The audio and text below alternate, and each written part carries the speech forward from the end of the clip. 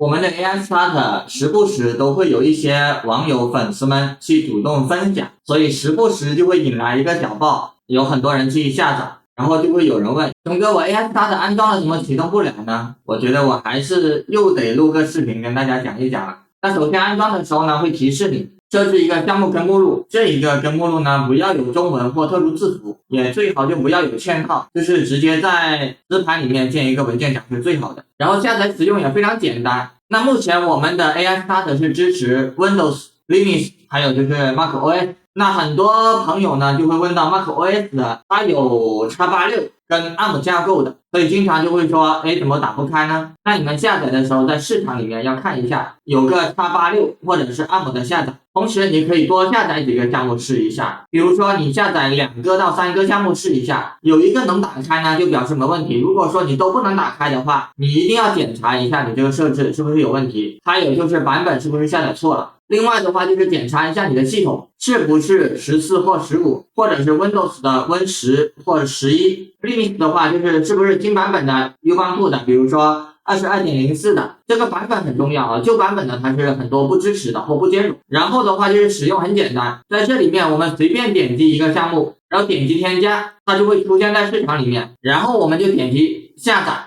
那现在的话普通下载一直说是运营商限制了，所以导致了我们很多人普通下载没有速度。那你就用离线下载，点一下离线下载以后呢，你登录以后有个下载地址，然后把它下载下来，有个压缩包，然后直接在这里面选择离线导入你的那个压缩包，然后它就会自动安装了，跟我们高速下载是一样的。高速下载有的话就用高速下载，没有的话就用离线导入。导入完以后它就会变成一个安装的状态。记得导入的时候不要中断，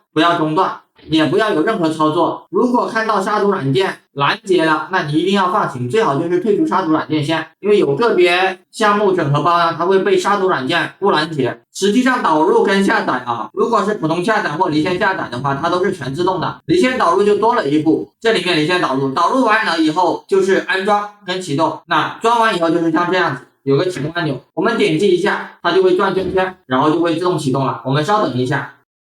那这样子的话它就会自动打开了，然后我们就可以使用项目了。那其他的项目也是一样的，就是点击添加、下载、安装、启动就可以了。你不用的话你就结束，要用的话你就把它缩小到最小化。那我们 AI Start 跟网上所有的整合包都有一个鲜明的对比就是其他的整合包它都有一个终端的那个开窗口，就很容易误关或误操作不稳定。那用 AI Start 它就没有这个问题。像我们经常用的 Create AI、Compute UI 这些项目呢，在市场里面有各个版本，各种热门的项目它都在这里面。然后我们终端不是就没有了，在这里面它就有输出的日志，我们也可以去判断是什么原因造成了启动不了或者是有问题。那好了，这个视频就这样了。欢迎大家去下载我们的 AI Start， 同时我们的 Pad AI 正式版也马上就要发布了，欢迎大家去体验。谢谢你们，再见，我们下个视频再见，拜拜。